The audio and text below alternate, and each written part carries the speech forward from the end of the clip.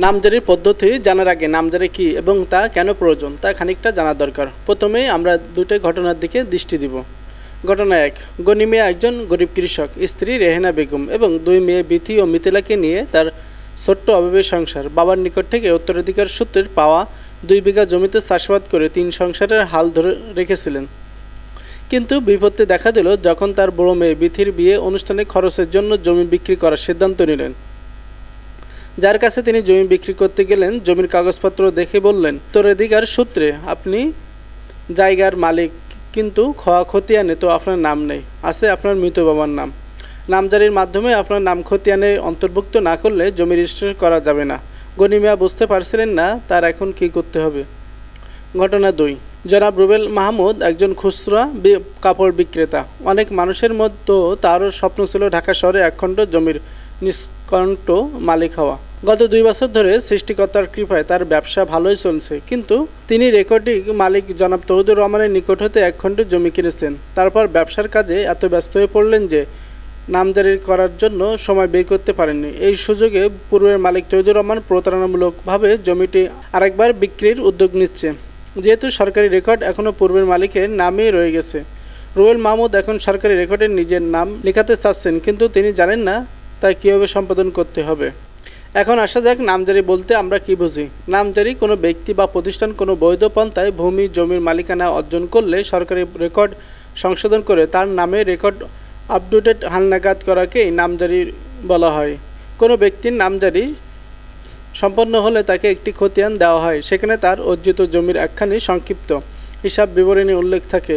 উক্ত হিসাব বিবরণী অর্থাৎ খতিয়ানের মালিকের নাম, কোনো মৌজা নম্বর, জেলে নম্বর, জরিপে দাগ নম্বর, দাগের জমির পরিমাণ, জমির শ্রেণী, একাধিক মালিক হলে তার নির্ধারিত হিস্সা ও প্রতি বছরে ধার্যকৃত খাজনা, ভূমি উন্নয়ন কর ইত্যাদি লিপিবদ্ধ থাকে।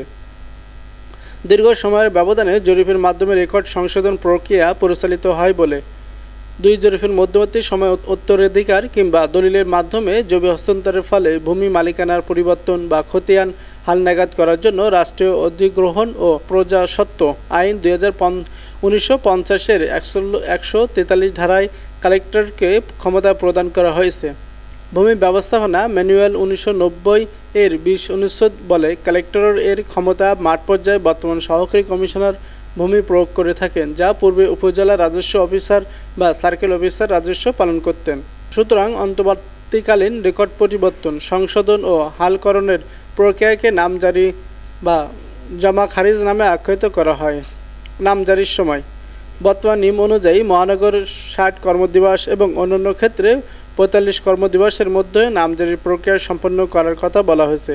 তাছাড়া প্রবাসীদের জন্য মহানগরের ক্ষেত্রে 12 কর্মদিবস এবং অন্যান্য ক্ষেত্রে 9 কর্মদিবসে নামজারি কার্যক্রম সম্পন্ন হয়। নামজারির আবেদনের প্রয়োজনীয় কাগজপত্র: 1. 20 টাকার কোর্ট ফি সহ মূল আবেদন ফর্ম। 2. আবেদনকারীর 1 কপি পাসপোর্ট সাইজের ছবি, একাধিক ব্যক্তির ক্ষেত্রে প্রত্যেকের জন্য ছবি প্রযোজ্য। 3. খতিয়ানের ফটোকপি, সার্টিফাইড কপি। 4. ধার্যকৃত বকেয়া ভূমি উন্নয়ন কর পরিশোধের রসিদ দাখিল। 5. সর্বশেষ জরিপের পর থেকে বায়াপিট দলিলের সার্টিফাইড ফটোকপি। 6. উত্তরাধিকার সূত্রে মালিকানা লাভ করলে অনধিক 3 মাসের মধ্যে ইস্যুকৃত মূল উত্তরাধিকারী সনদ। 7. আদালতের রায়ের ডিক্রির মাধ্যমে জমির মালিকানা লাভ করলে উক্ত রায়ের সার্টিফাইড ফটোকপি আপিল হয়ে থাকলে তার তথ্য বা ডিগ্রির সার্টিফিকেট বা কপি বা ফটোকপি। 8. আবেদনকারীর পরিচয়, সত্যত অনুলিপি, জাতীয় পরিচয়পত্র, ভোটার আইডি, জন্ম নিবন্ধন সনদ, পাসপোর্ট, ড্রাইভিং লাইসেন্স, অন্যান্য। নামজারি করার ধাপসমূহ: সহকারী কমিশনার ভূমি বরাবর সংশ্লিষ্ট জমির রেকর্ড, পর্চা ও মালিকানা অর্জনের বিবরণ সম্বলিত আবেদন দাখিল। 2. সহকারী কমিশনার ভূমি কর্তৃক সরেজমিন তদন্তের জন্য আবেদনটি সংশ্লিষ্ট ইউনিয়ন ভূমি অফিসে প্রেরণ। 3. ইউনিয়ন ভূমি অফিস কর্তৃক প্রস্তাব প্রতিবেদন সহকারী কমিশনার ভূমি অফিসে প্রেরণ। 4. সহকারী কমিশনার ভূমি কর্তৃক সংশ্লিষ্ট পক্ষগণকে শুনানির জন্য নোটিশ প্রদান। 5. নোটিশ প্রাপ্তির পর যাবতীয় মূল কাগজপত্রের প্রমাণিত সহ আবেদনকারী শুনানিতে অংশগ্রহণ, সার্ভেয়ার কারণজ্ঞ এর মতামত গ্রহণ এবং অতঃপর আদেশ প্রদান। নামজারির প্রয়োজনীয় ফি: আবেদনের সাথে কোর্ট ফি 20 টাকা, নোটিশ জারি ফি 50 টাকা, রেকর্ড সংশোধন হালকরণ ফি 1000 টাকা এবং প্রতি কপি নামজারি খতিয়ান সরবরাহ বাবদ 100 টাকা। বিদ্রোহ আবেদনপত্রের কোর্ট ফি ছাড়া বাকিগুলো ডিসিআর এর মাধ্যমে আদায় করা হবে। কোথায় করা হয় নামজারি? প্রত্যেক উপজেলায় সহকারী কমিশনার ভূমি অফিসে নামজারির জন্য আবেদন করতে হয়।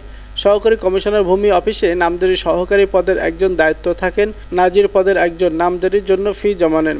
ইউনিয়ন ভূমি সহকারী কর্মকর্তাগণ তহসিলদারের নামজারি তদন্তের দায়িত্ব থাকেন।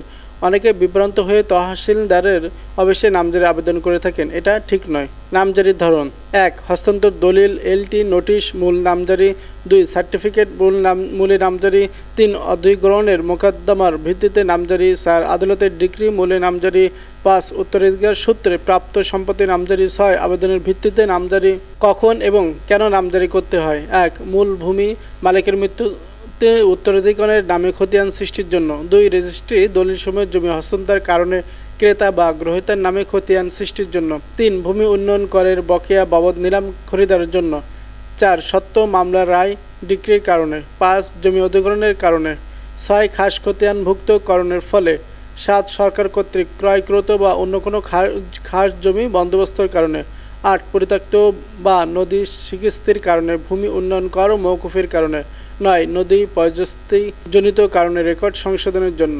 নামজারি এত জরুরি কেন? শুধুমাত্র কোনো দলিলের মাধ্যমে অর্জিত মালিকানার ভিত্তিতে অথবা ওয়ারিশ হিসেবে পিতামাতার জমিতে দখলসূত্রে থাকলেই সরকারি রেকর্ড উক্ত ভূমিতে তার মালিকানা নিশ্চিত হয় না। কোনো ভূমিতে বৈধ ওয়ারিশ বা ক্রয়সূত্রে মালিক হওয়ার পূর্বের মালিকের নাম হতে নাম কোর্টে বর্তমান মালিকের নাম অন্তর্ভুক্ত করতে হয়, তাহলে তার মালিকানা সরকার কর্তৃক নিশ্চিত হয়। আর এটি হলো নামজারি পদ্ধতি। আপনি যদি ওয়ারিশ হিসাবে বা ক্রয়সূত্রে কোনো জমির মালিক হন কিন্তু নামজারি না করান, তবে আপনার অজান্তে কোনোভাবে এক বা একাধিক দলিল সম্পাদন করে কোনো স্বার্থান্বেষী ব্যক্তি আপনার আগে নামজারি করে ফেলতে পারে। তাতে আপনি পরবর্তী নামজারি করতে গেলে স্বাভাবিকভাবেই সমস্যায় পড়বেন।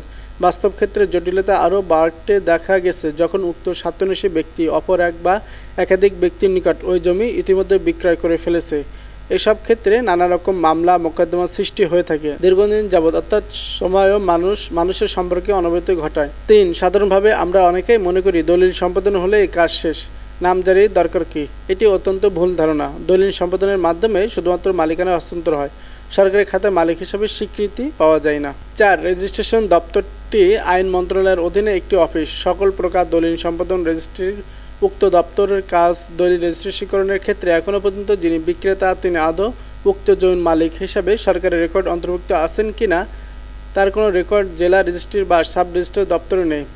ফলে ভুলবশত একই জমির এক বা একাধিক দলিলের মাধ্যমে বিক্রয়ের ঘটনা ঘটে। অপরদিকে ভূমি অফিসগুলো ভূমি মন্ত্রণালয়ের অধীনে, যার কাছে সরকারের কাছে রেকর্ডভুক্ত মালিকদের নাম, পূর্বতে নামজারিকৃত মালিকদের নাম, নথিসহ বিস্তর তথ্য থাকে। ফলে একবার নামজারি করাতে সক্ষম হলে একই জমির একাধিক বিক্রয় হলে মূল মালিকের আর ক্ষতিগ্রস্ত বা হয়রানি হবার সম্ভাবনা কম থাকে। 5. নামজারি আবেদনের মাধ্যমে আবেদনকারী যে সত্যলিপি অর্জন করেন, যাকে প্রচলিত ভাষায় আমরা খতিয়ান বলে থাকি, এর মাধ্যমে তার উক্ত জমিতে মালিকানা সত্ত্ব প্রমাণের নিশ্চয়তা লাভ করেন, যা অন্য কোনো দলিলকে মাধ্যমে লাভ করেন না। 6. নামজারি করা না থাকলে শুধু একাধিক বিক্রয়ের আশঙ্কা বিদ্যমান থাকে না। পরবর্তীতে আপনার অর্জিত সম্পত্তিতে দখলে থাকলেও পরবর্তীতে আপনার অবর্তমানে আপনার উত্তরাধিকারীগণ উক্ত সম্পত্তি থেকে বঞ্চিত হওয়ার আশঙ্কা থাকে। 7. যে কোনো আর্থিক প্রতিষ্ঠানে বর্তমান ঋণ নিতে গেলে জমি বন্ধকের ক্ষেত্রে খতিয়ান ছাড়া আবেদন গ্রহণ করা হয় না। 8. ওয়ারিশন মূলে প্রাপ্ত জমির মালিকানা